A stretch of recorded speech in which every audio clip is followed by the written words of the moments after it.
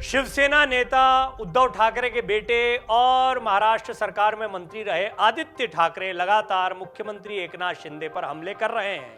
वो आए दिन शिंदे गुट पर तंज कसते नजर आते हैं।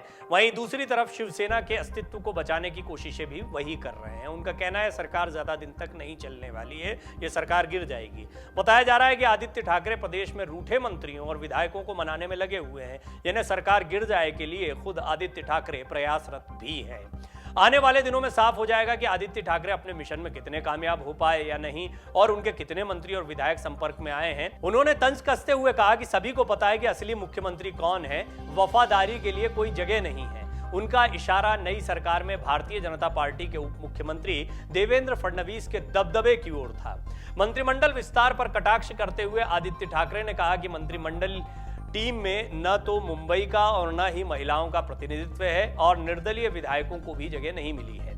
मुख्यमंत्री एकनाथ शिंदे ने पिछले हफ्ते अपने मंत्रिमंडल का विस्तार किया था। शिंदे गुट और भाजपा के 9 विधायकों को मंत्रिमंडल में शामिल किया गया था।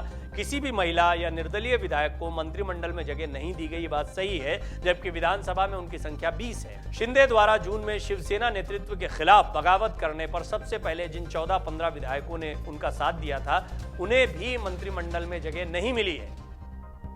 आदित्य ठाकरे ने विधानमंडल के बाहर संवाददाताओं से बातचीत करते हुए तंज कसते हुए कहा, वफादारी के लिए कोई जगह नहीं है। सभी को पता है कि असली मुख्यमंत्री कौन है। उनका इशारा फडणवीस की ओर था, जिनके पास गृह, वित्त और अन्य कई महत्वपूर्ण विभाग हैं। मंत्रिमंडल विस्तार के बाद शिवसेना के उद्धव ठाकरे धड़े ने यह कहते हुए शिंदे सरकार की आलोचना की थी कि अहम विभाग भाजपा को दे दिए गए हैं।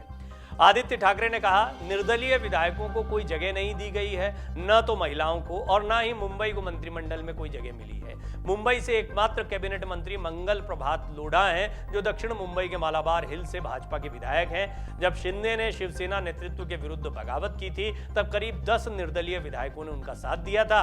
आदित्य ठाकरे ने कहा कि मंत्रिमंडल में जिन विधायकों को जगह मिली है, उनका ओहदा घटा दिया गया है। उनका इशारा बागी शिवसेना विधायकों की ओर था, जिन्हें कम महत्वपूर्ण समझे जाने वाले विभाग दिए गए हैं। 40 बागी शिवसेना विधायकों पर प्रहार करते हुए जूनियर ठाकरे ने कहा, उन्होंने एक दयालु इंसान के पीठ में छुरा घोंपा। उन लोगों के लिए दरवाजे खुले हैं जो लौट कर आना चाहते हैं, लेकिन जो वहां रुकना चाहते हैं उन्हें विधायक के रूप में इस्तीफा देना चाहिए। ये बहुत महत्वपूर्ण बात है, समझने जैसी बात है।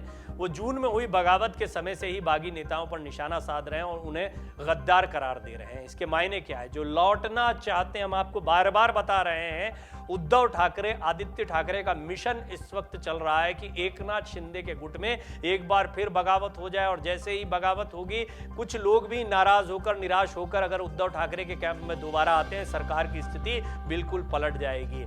देवेंद्र फडणवीस ने कॉम्प्रोमाइज जरूर किया, लेकिन जिस तरह से गृह मंत्रालय, वित्त मंत्रालय, उप मुख्यमंत्री का पद उनके पास है, इससे स्पष्ट हो गया कि सारी ताकत उनके पास है। और इसीलिए आदित्य ठाकरे को एक मौका मिल गया कि वो ये बता दें कि सुपर सीएम कौन दिखाई पड़ रहा है। बेशक उप मुख्यमंत्री के पद पर हैं देवेंद्र फडणवीस, लेकिन ताकत के मामले में वो मुख्यमंत्री से ज्यादा ताकतवर दिखाई दे रहे हैं। हालांकि पहले ये माना ही जा रहा था कि देवेंद्र फडणवीस ही मुख्यमंत्री बनेंगे, लेकिन बड़ा दिल दिखाते हुए बीजेपी ने एकनाथ शिंदे के चेहरे को आगे किया।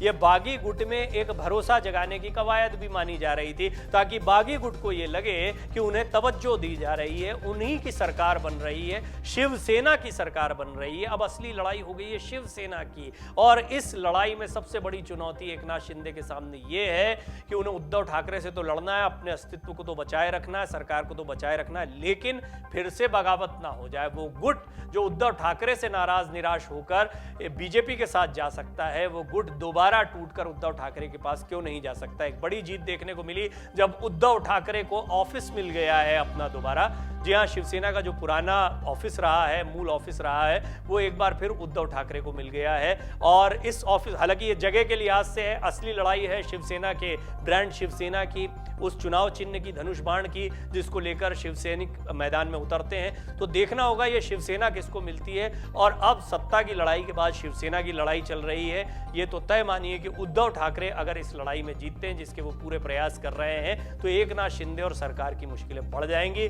लेकिन एकनाथ शिंदे ने भी पूरी तैयारियां की हैं, दस्तावेजी तौर पर, कानूनी तौर पर वो खुद को असली शिवसेना साबित करने में जुटे हुए हैं। लेकिन इस सब के बीच सबसे ज्यादा एक्टिव दिखाई दे रहे हैं आदित्य ठाकरे। उद्धव ठाकरे पहले भी बहुत कम बोलते थे, सार्वजनिक रूप से सामने भी कम आते थे, कार्यकर्ताओं से मिलते भी कम थे। इसका फायदा एकनाथ शिंदे को मिला।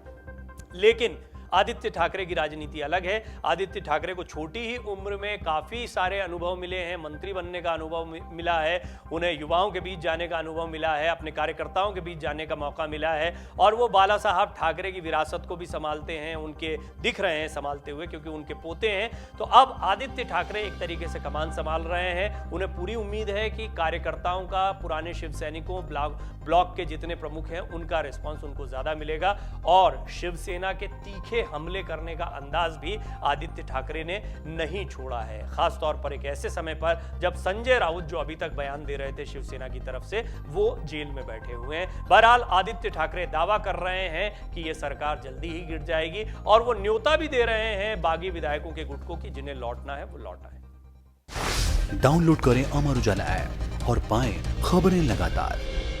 अगर आप ये वीडियो YouTube पर देख रहे हैं तो हमारे चैनल को सब्सक्राइब करें और बेल आइकन को दबाना ना भूलें। अगर आप Facebook पर ये वीडियो देख रहे हैं तो हमारे पेज को लाइक करें।